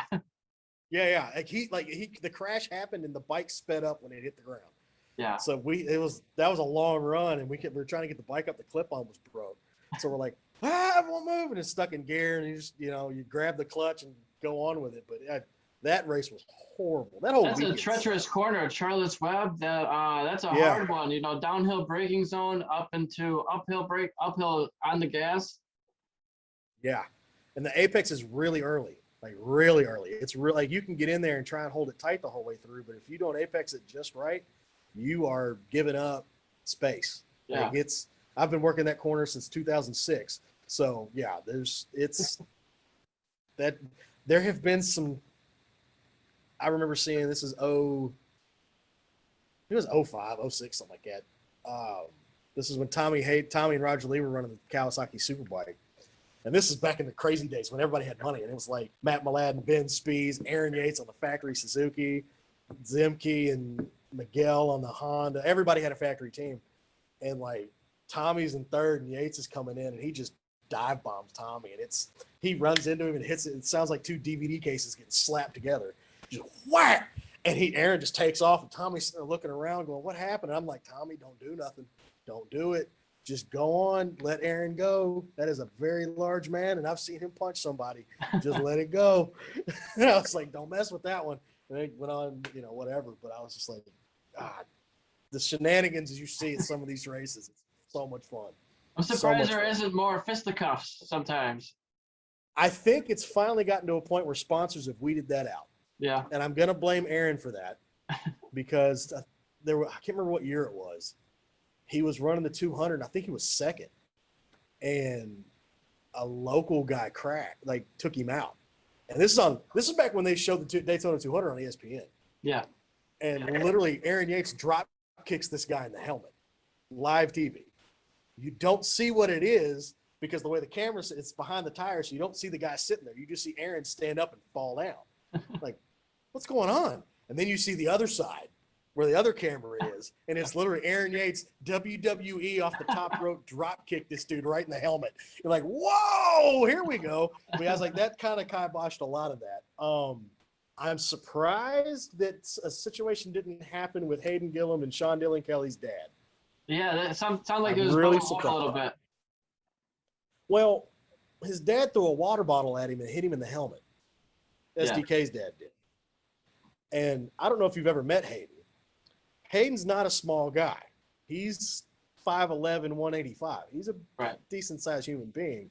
And I saw that and I was like, Hayden, you're a stronger man than me. I'd have been right up in that guy's face for that one. But in the end, whatever. And so, I was wondering, it seems like a lot of family, you have to have a good family system or a manager or something to get you to the next stage. And it sounds like even with the incident, it did not affect SDK. Didn't affect SDK. He had a lot of support. He's got obviously got a lot of support from the M4 team, which is an utterly amazing infrastructure for stuff because they've got what seems to be, you've got a feeder into a shot at a Moto2 test or a Moto3 test or whatever, because John Ulrich knows everybody. He knows He's everybody. The guy, he knows everybody. He's literally the guy that found Kevin Schwann's. Okay. So that opens up a lot of doors. And I don't begrudge any of that. Please, everyone listening, please do not act like I'm begrudging this. I am very happy that John Ulrich exists and he does what he does for the sport. I'm very happy that whole M4 team is around. Like, I really enjoy seeing them in the paddock. It just, SDK this past year on Supersport, him and Richie got the best of him in 2020. 2021, I don't know what SDK changed in his mental preparation or his physical preparation. I don't know what he changed, but whatever he did, it worked because poor Richie couldn't do nothing with him except for a couple of times. And I really like Richie. Richie's a really good rider, and look what he's on now. He's on the M4 Suzuki. He's on the M4 Superbike now. Because I thought he was going to be on the Supersport bike. I was like, all right, cool. They switched teams. Cool. Now it's him and Jake on a Superbike, which is amazing. But you do well on M4, it opens doors, man. Like, I think Richie could have been just as capable or as willing to take on that Moto2 role as SDK, and maybe just because of the team he's on is the defining factor. I was talking with Tomas Marcon when his bike kind of crapped out on the Twins Cup race. We were waiting on crash truck, and he and I were talking, and he was like, Richie and Shown are really fast. Like, those guys can make the world championship. They can be on a world championship level bike. And coming from that guy, who in conversation with him was Italian Superbike was in conversations to get a Moto2 ride at the time. I'm sorry, if you're having anyone talk to you about a Moto2 ride at all, you're fast.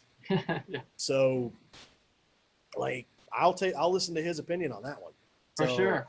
And I think, even Josh Herron got the short end of the stick. He was like the first guy of the next era to go over there and then kind of get hoed because, the guy that they replaced him with, I couldn't even remember his name, but got the same positions he was getting. It was like, you did no better.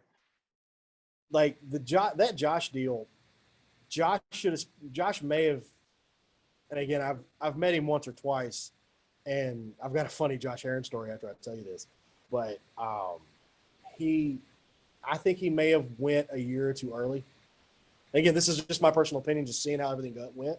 If he could have stayed another year on Superbike and repeated, I think maybe he could have gotten a little bit better support, maybe from Yamaha or whoever. And again, this is just armchair fan. I have no connection to anybody, just in watching it and watching how it went. Again, personal opinion, he maybe should have stayed an extra year, but again, if that's the only option you've got on the table, you better take it.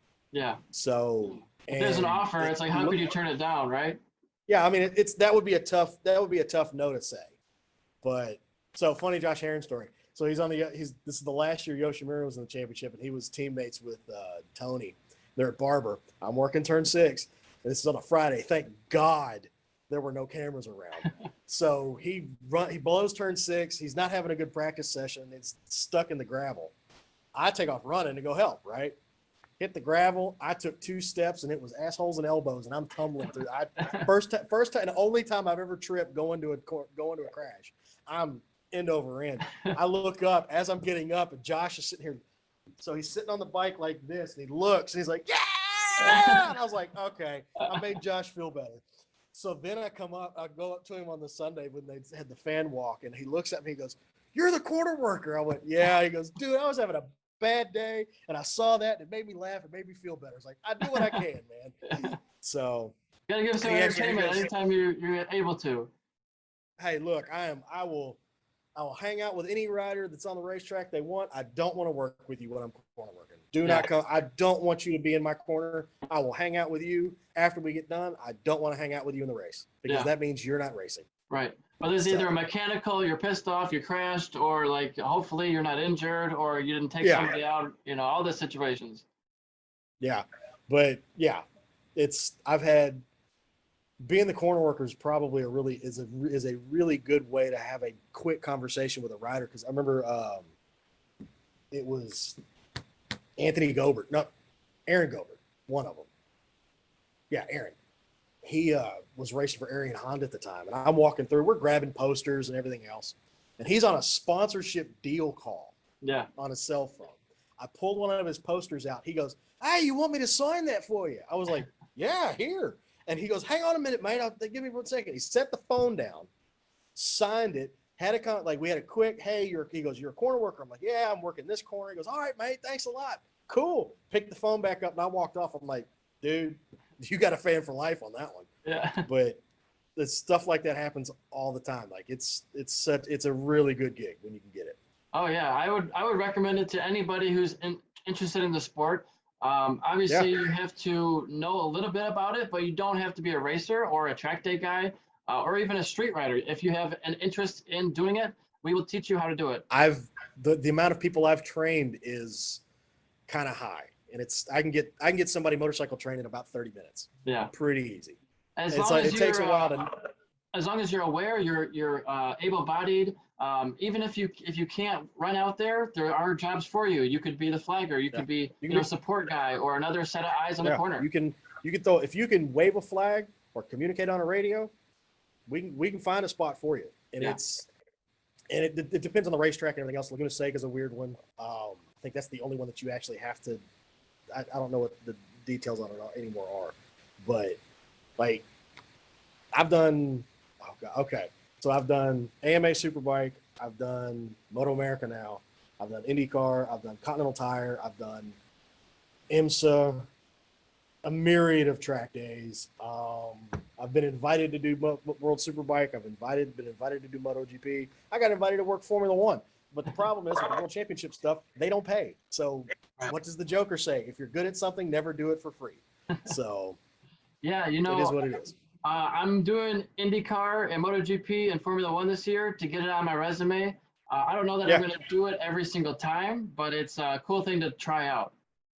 Do MotoGP. MotoGP's fun. Here's the problem with me at a racetrack watching a race, not corner working.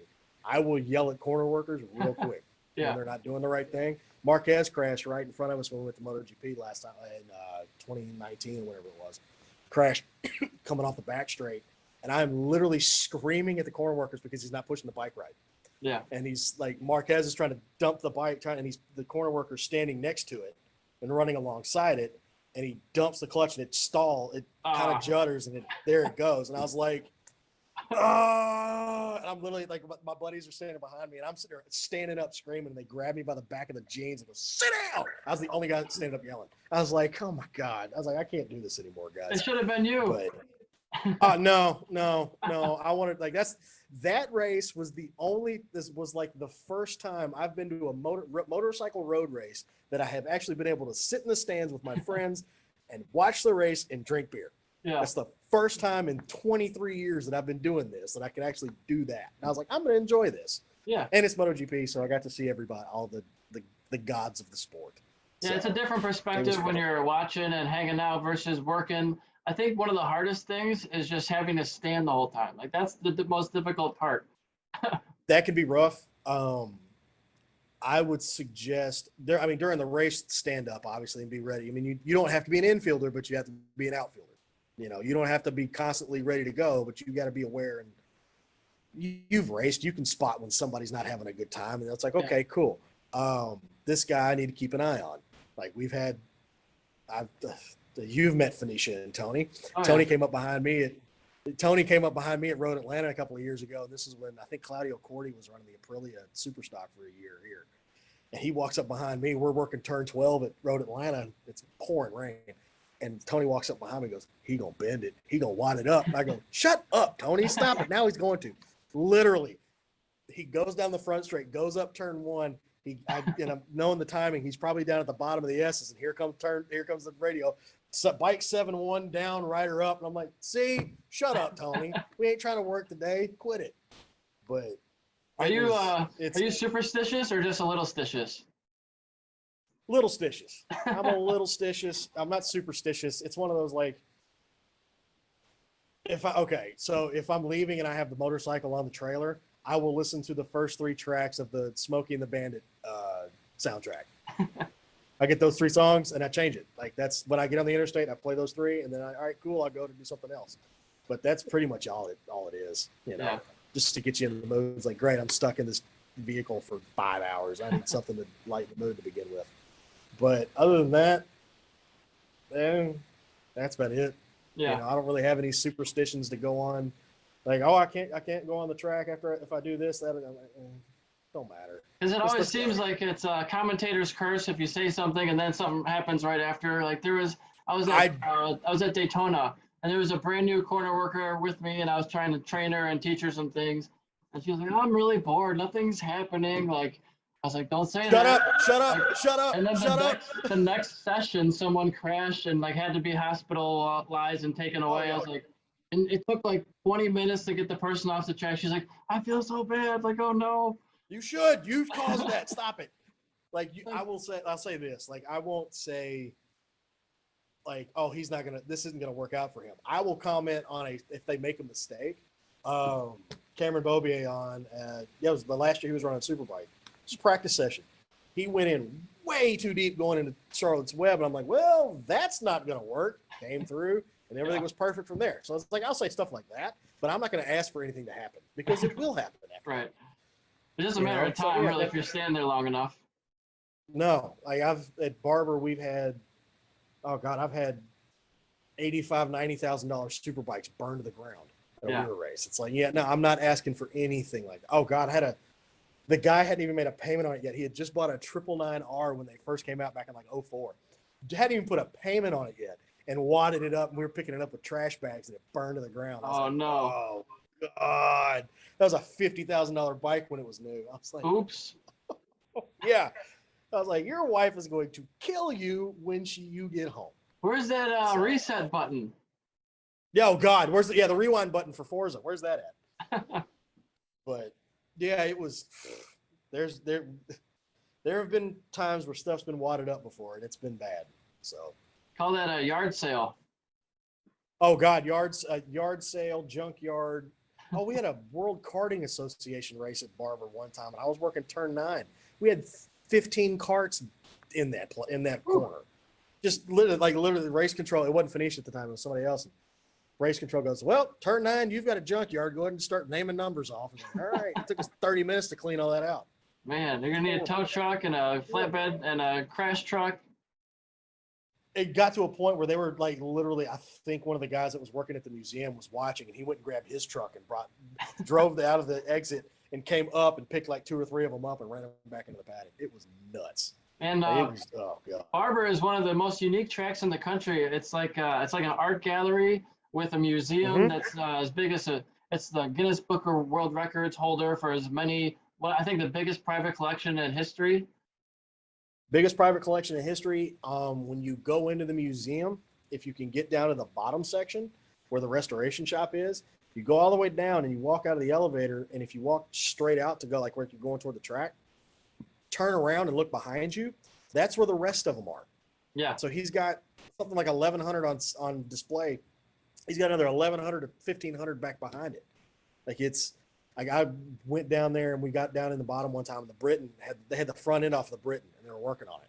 And I'm sort of like the kid in the candy store or the pet store with his face like stuck up against the window. And I'm like, oh my God, it's a Britain. Like, come on. Like there's 11 of those on the planet. And they had 8 of them at the year, like the anniversary or whatever for ARMA that year. And but yeah, he's got. I was talking to somebody about it the other day. It's like you need to go down there and see it if you are into anything mechanical. You know, it doesn't even matter if you're into cars or motorcycles or whatever, because he's got the largest collection, like one of the largest private collections of Lotus race cars there too. Yeah, they have Formula One cars. They have cars, bikes. It's like they have a replica of the Harley Davidson shed that they built. The original one doesn't exist. It got destroyed. Yeah, this is like test spec of everything that it was. Yeah, just so much history there. They have a huge row now of boat engines, and it's interesting because I've been there.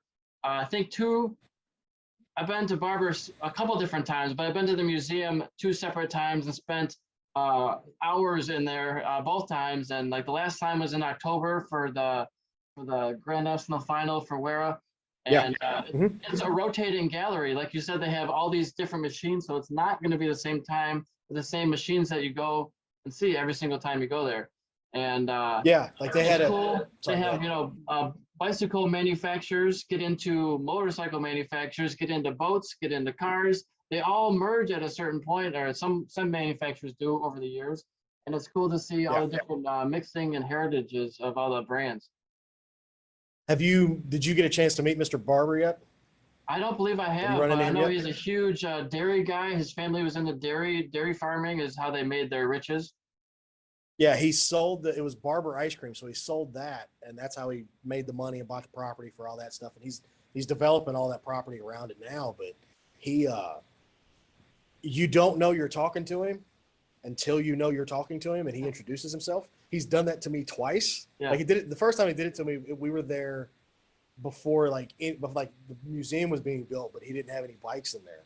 So we were just like, we had just finished working a track day or something. We're all in whites and smell and just we're dirty. And so we're kind of like nosing around, just kind of looking around. And this guy walks up. He's like, "Hey, what's going on?" I was like, "Oh, we're just looking around. We just finished the weekend. We just wanted to look real quick." He's like, "Oh yeah, come on in." So we're walking around with this guy, and he's like, "Oh, this is going to go up here, and this is how we're going to do all this." That literally 30-minute tour. And we're like, "Okay, yeah, well, thank you. What was your name again?" It's like, "Oh, I'm Mr. Barber." Oh yeah, I own the place. Thanks a lot, man. Like, Jesus, I mean, we would have said thank you before this, but wow. That was like a very humble guy, though. Oh, the best. There's a story that a kid came down, like his parent, like a group of parents brought their kid down that I think he was a Down syndrome kid or a Make-A-Wish kid or something. I don't remember. But like literally they're showing him around and Mr. Barber gets wind of this and he walks over there. He's like, "Nah, come on, buddy." So he walks around and takes him in the restoration area. So he's in the actual workshop, showing him around. And the head of, I can't remember the guy's name, the head of the shop foreman pretty much comes up and he goes, "Well, so what's your favorite?" So he points at a matchless G60. Yeah. He goes, and the foreman's got a matchless G40 or whatever that he races. So he's like, "Okay, kid, you win. Come on." Puts him on the match list and hanging out and everything. And as he's hanging out with the shop foreman, Mr. Barber's talking to the parents. He's like, "Hey, have you been around the track? Has he been around the track yet?" And they go, "No." And he goes, "Grab a helmet." So he goes over, grabs a helmet for the kid, puts a helmet on the kid, and Mr. Barber had a Hayabusa motored Radical at the time.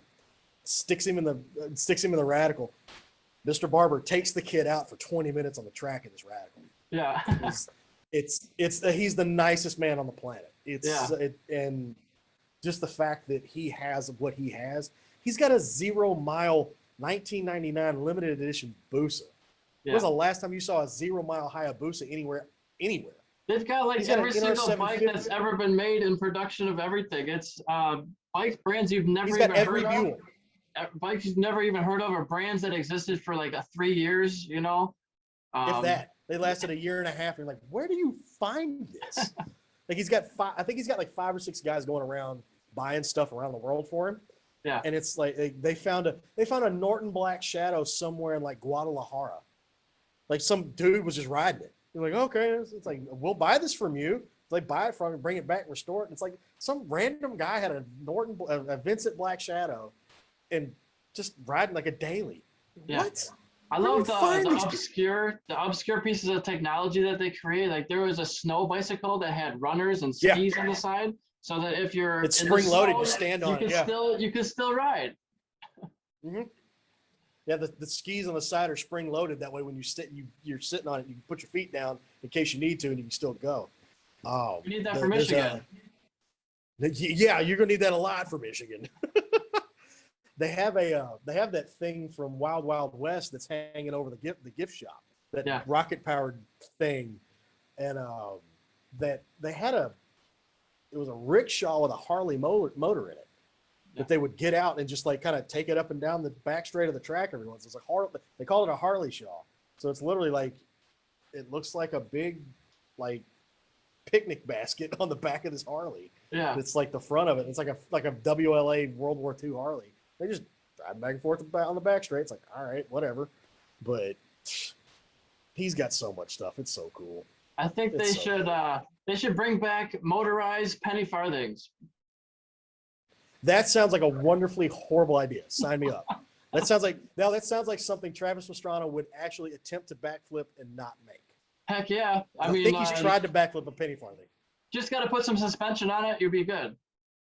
Well, then, I'm trying to think here. Full suspension. No, now you got me thinking. Like, how? I'm just trying to think how it's going to work. We'll figure it out later. That's too much work for me. We can design it. It's possible. Yeah, we'll figure it out. So, are you going to do any racing this year? Or are you just sticking with corner working stuff? So I'm going to be doing a little bit of everything. I don't know if racing is on the agenda too much, but I'm going to be beginning to do MSF coaching, so Motorcycle Safety Foundation coaching. Mm-hmm. I'm going to be doing that. I'm going to be doing podcasting weekly or twice a week still. Still selling stuff online. I'm planning to do some mini moto and supermoto track days. But I'd be renting a bike if I was racing it. So I'm still super interested in racing. I'm just trying to focus on making money right now. But if there's any opportunity for me doing like endurance racing, I'm putting it out there. This is my application. I'm applying right now. I will ride just about any bike, 600, 1000, 300, 400, SV, twins bike. Hey, I'll say this, SV endurance racing is a hoot. It's a bunch of pirates. That's all it is. Yeah, I mean, I race the 600 class the most, but I would not be opposed to racing SV. I've thought about it, maybe getting an SV because you go through tires less. It's maybe it's similar to the 600, but not quite as fast. It's not quite as fast. It's not quite as heavy. It's not as hard on parts either. Speaking specifically to the SV, depending on what generation you get, you don't have to worry about flipping a front because the front, it doesn't matter which way the front wheel goes in. Yeah.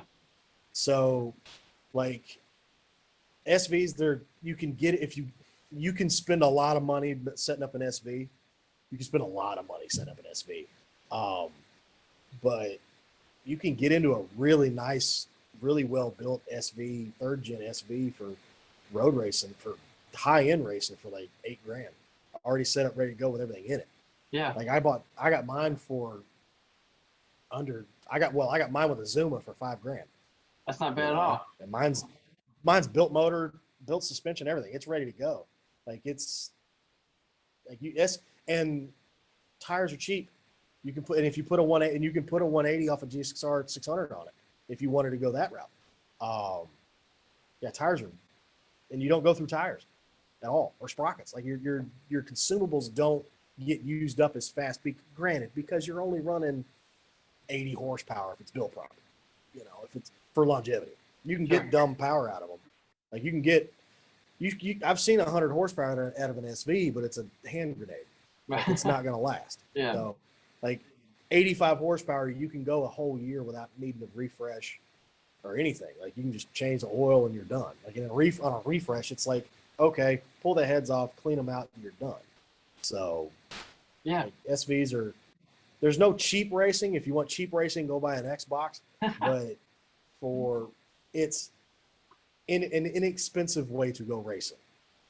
For sure. So I guess my plan right now is making as much money as possible and doing corner working as like a meantime, still being at the racetrack, having fun.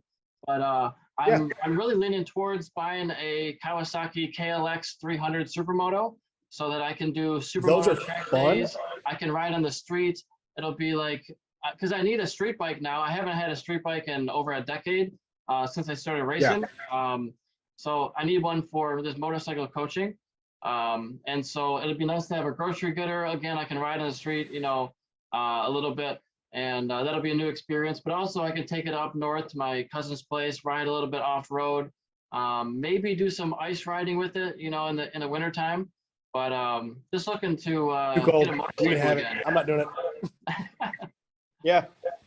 I haven't ridden a KLX 300 yet, but I've sat on it. It's a great bike. They've got at my local, they've got one, and I've sat on it. It's a nice sitting bike. Again, I haven't ridden it, but it's pretty nice. I would say if you're looking at a supermoto, that's probably gonna be your best way to go, unless you find like a DRZ 400 for cheap. Well, I But mean, the those things DRZs, are I've looked at the tanks, DRZs, but but they're they're tough. still old technology. I mean, they're still carbureted. They might go a little faster, but they might be less reliable. It's like reliability. They vibrate really bad. I would say this. I would buy the KLX over building something out like an Yeah. RMZ or actually no. What you could do, I've actually thought about this. CRF 450X with some 17s on it. Okay. Get some big I've wheels. ridden one of those. We can put some 17s on it and you're good because it comes with the 21 and an 18 on it. Yeah. So CRF 450X, it's already set up for street riding. And if you want to sumo it, just find some supermoto wheels, some Warp 9s or whatever, transfer them over. And then, because I mean, you can get the 450 for like $3,500 probably. So not bad. that would be a way, instead of having to buy a new bike, Sure. it could be a way, since you're trying to stack money, it might be a way to save a little bit of money. Yeah. But it's a Honda. It's gonna be as reliable as the universe. For sure. Yeah. Yeah, and then Man, doing some supermoto and all that, and I do a little bit of the sim racing. So I have like a simulator in my living room and all that, and I've just been trying to get my ratings up and all that, trying to enter more competitions. And man, you doing iRacing or? I haven't purchased the iRacing game yet, but I've been doing Assetto Corsa, which is just like it, very similar. Yeah. Different. They use a little bit different courses. Yeah, man, the purse payouts for iRacing are staggering, man. They're 5-figure, 6-figure payouts. I'm a video game nerd too, and I'm a sim racing nerd too. Like I've played with iRacing. I'm still working on getting my setup done, but yeah, no, iRacing. It'll never. It's really tough to translate motorcycle racing over to a video game, but the iRacing stuff, I've played with it. That stuff is so much fun.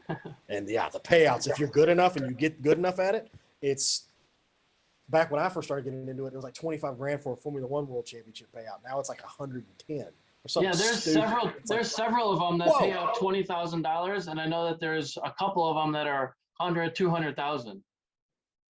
They had a kid, they flew over a kid from Sweden that was like, his record was like, in a year was like 139-2.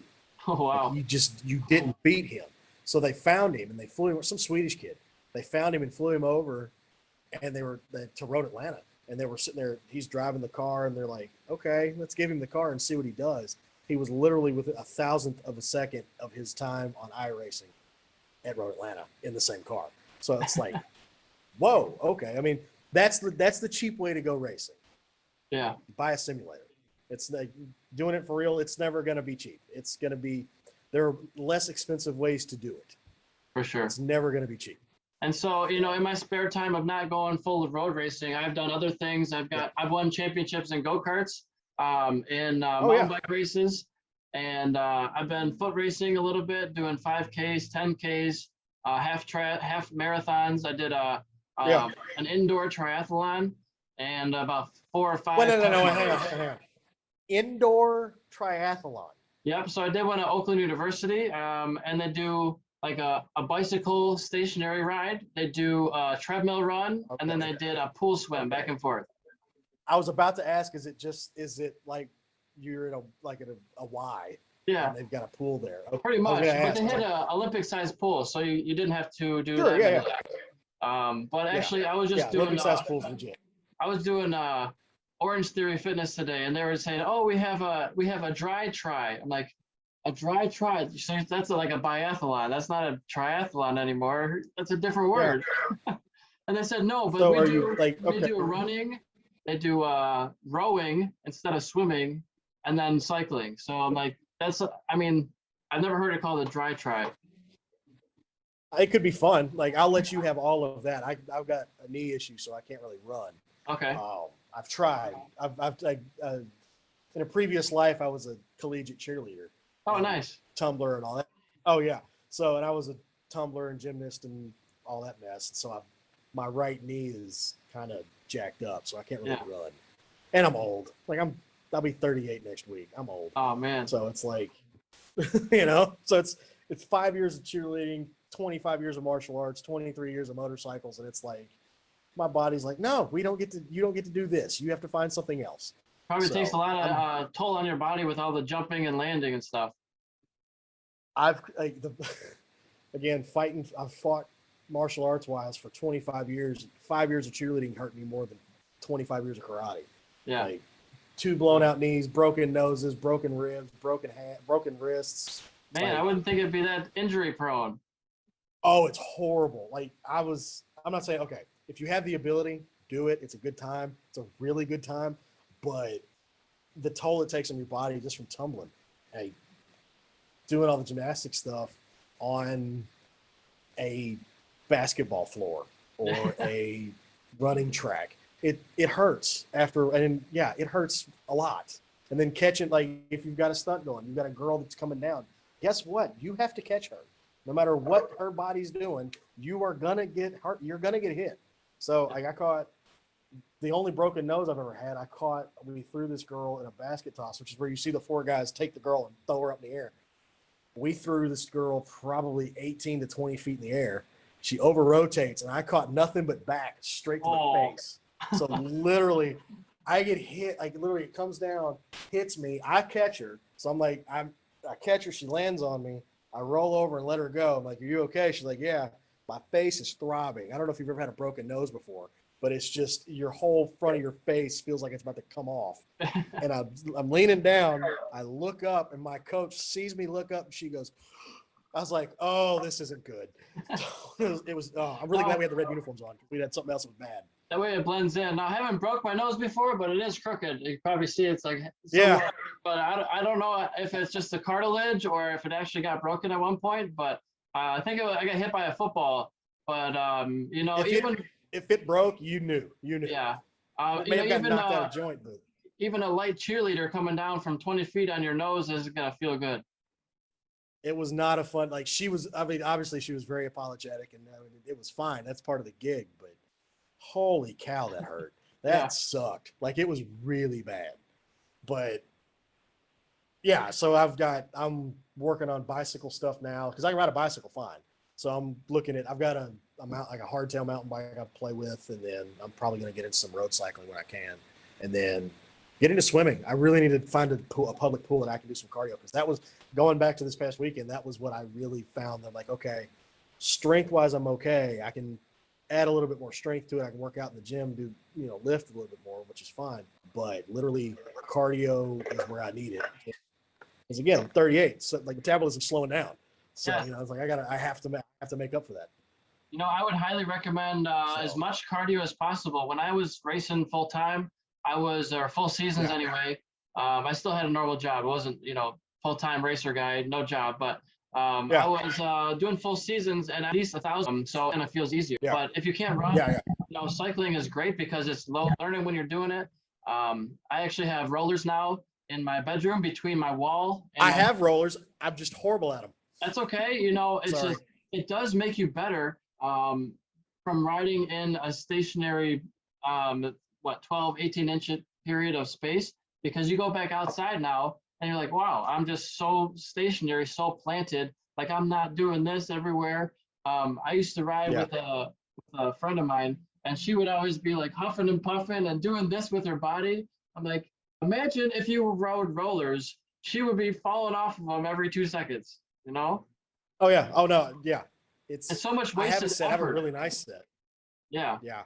That's what I've actually in talking with like guys on the track and everything. That's what first thing I say is like, you're moving around way too much. Like you see them picking their feet up and they're sitting there, big clutch moves. That's doing this and all this other stuff. And I'm like, what are you? I was like, stop it. Just relax. Why are you doing this? But yeah, because I need to get the rollers out and actually get them to where I'm using them a lot more. But yeah, I do have a set of rollers. I just have to use them. But it is what it is. So. Yeah. You don't have to go fast on them. You know, the other day I was like, man, I haven't used these since last year. It's been like 2 months since I rode on my rollers. Like, what am I doing? I'm feeling like a fatty over here. So I got to get back on them, and I don't have to do 20 miles an hour. You don't have to do 15 miles an hour.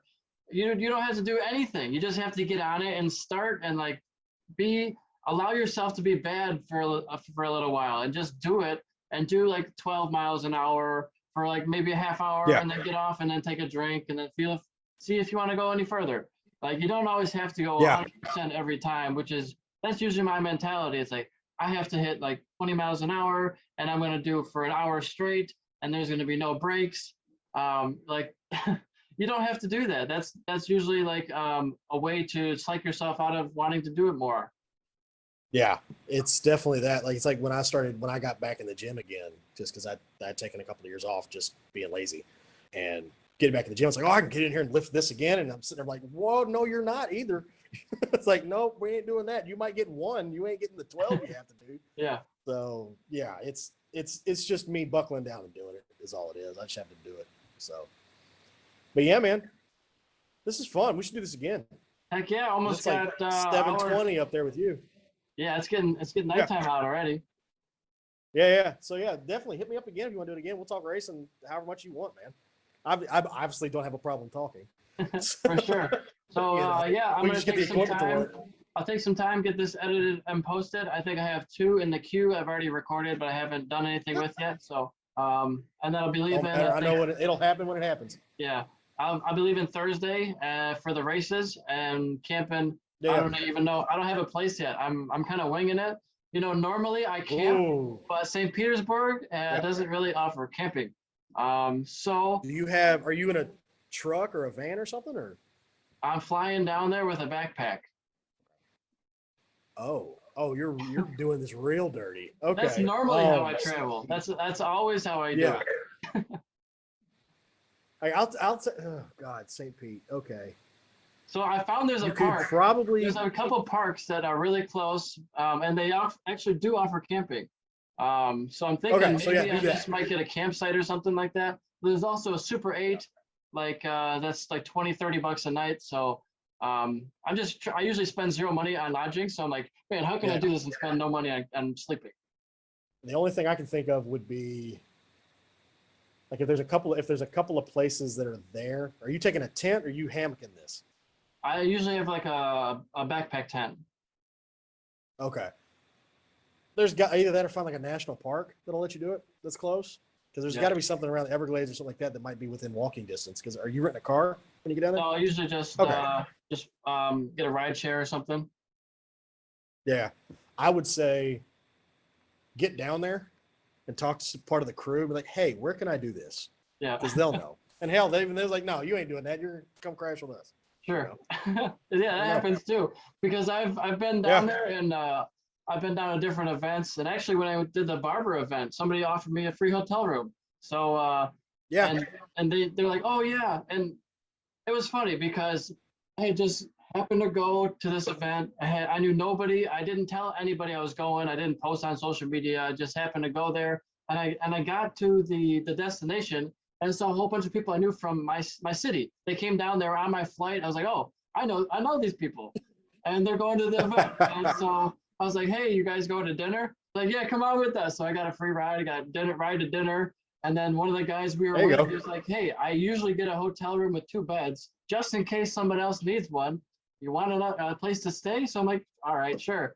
So I got a hotel room for the night, and I was planning on just, camping. And he offered for the rest of the time, but I'm like, now I would need an Uber to and from the hotel, which is like, that's prohibitively expensive too. So, I like waking up at the racetrack, not having to go anywhere. And it's nice when you're already there. Yeah, it is like mom and dad brought their camper down. So we were sitting there. They had we were the second camper going up the hill at the corner worker stuff. Oh yeah. So that's where we were at. So Perfect. it was, yeah, it was perfect. But the problem is with it raining. Oh God, the rain. Ugh. Yeah. That was the worst it's been. That's the worst it's been since I've been going there for a superbike at least. But ugh, that was horrible. Hopefully, it doesn't do it again this year. But it did rain in Miami when I was there. It rained in the morning. We had a thunder and lightning storm, and we had lightning delay. But it wasn't too long. But I definitely need to upgrade my rain gear. I know it's going to rain sometimes. I just usually bring a hat. I'm the guy with the big wide brim hat, and Yep. I get caught out, and your shoes end up getting pretty soggy. Oh, my boots are still wet. Yeah. Still. The Frog Togs are really good rain gear, but they don't breathe. So I'm looking to upgrade my rain gear. Yeah. So if I figure it out, I'll let you know. For sure. So, all right, we'll wrap this up. I got to get some dinner, and I'll talk to you soon. I'm still in the office. I got to get out of here. All right, very good. Well, I'll get this posted. I'll talk to you real soon. Yeah, man. Just let me know whenever you want to do it again. All right, will do. Thanks. All right, man. Yeah, man. Bye. Bye-bye.